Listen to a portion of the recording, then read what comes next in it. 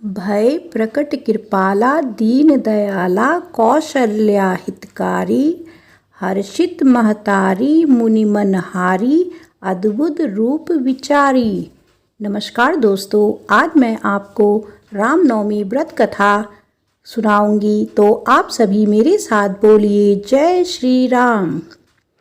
जगत पालनकर्ता श्री विष्णु ने अपने 7वें अवतार मर्यादा पुरुषोत्तम श्री राम के रूप में अनेकों अविश्वसनीय और अद्भुत लीलाएं रची हैं और अंत में प्रभु ने त्रिलोक विजेता अहंकारी रावण का संहार कर बुराई पर अच्छाई की महाविजय प्राप्त की।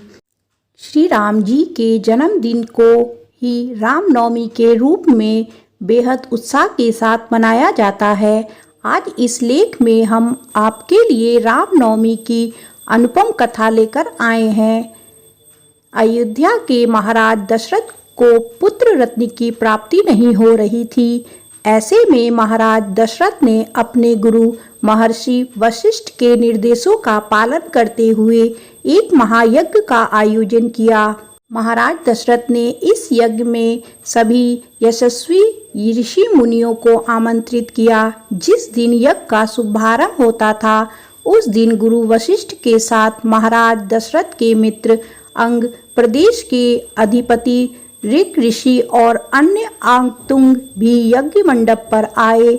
यज्ञ के समापन के बाद महाराज दशरथ ने सभी ऋषियों और पंडितों को दक्षिणा स्वरूप धन धान्य का दान कर विदा किया।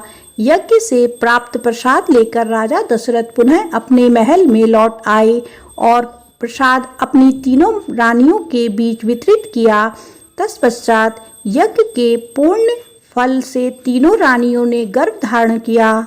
सबसे पहले माता कौशल्या ने एक पुत्र को जन्म दिया। रानी कौशल्या के द्वारा जन्मे उस बालक के चेहरे पर करोड़ों सूर्य के समान आभा थी और उस बालक व्यक्तित्व अत्यंत ही आकर्षक था। अनुपम छवि वाले उस बालक को जो कोई भी देखता मंत्रमुग्ध हो जाता। चैत मास के शुक्ल पक्ष की नवमी तिथि को जन्मा यह बालक और कोई नहीं बल्कि सृष्टि के महानायक श्री विष्णु के सप्त अवतार भगवान राम का ही बाल रूप था। माता कौशल्या के बाद अन्य दो रानियों अर्थात माता कैकेयी और माता सुमित्रा ने भी शुभ नक्षत्रों में पुत्रों को जन्म दिया। माता कैकेयी के एक पुत्र अर्थात भरत हुए एवं माता सुमित्रा के दो पुत्र लक्ष्मण एवं शत्रुघ्न हुए। अयोध्या के नन्हे राजकुमारों के जन्म का समाचार पाते ही पूरी अयोध्या नगरी में खुशियों और उत्साह की लहर दौड़ गई। गीत संगीत जैसे समारोह में राजा दशरथ के चारों पुत्रों का स्वागत करते हुए उनका जन्म दिवस मनाया गया। वहीं देवताओं ने भी इस उत्सव में भाग लेते हुए इन नन्हे राजकुमारों को नमन किया और आकाश से अनगिनत पुष्पों की वर्षा कर उनका स्वागत करते हुए अपनी प्रसन्नता जताई। शीघ्र ही चारों पुत्रों का नामकरण संस्कार महर्षि वशिष्ठ के द्वारा किया गया तथा उनके नाम रामचंद्र, भरत, लक्ष्मण और शत्रुघ्न रखे गए। अत्यंत विलक्षण प्रतिभा के धनी श्री राम अल्प काल में ही अयोध्या वासियों के प्रिय हो गए। उन्हें सभी प्रकार के अस्त्र शस्त्र चलाने में असाधारणता निपुणता प्राप्त हो गई। वे निरंतर माता पिता और गुरुजनों की सेवा में लगे रहते थे।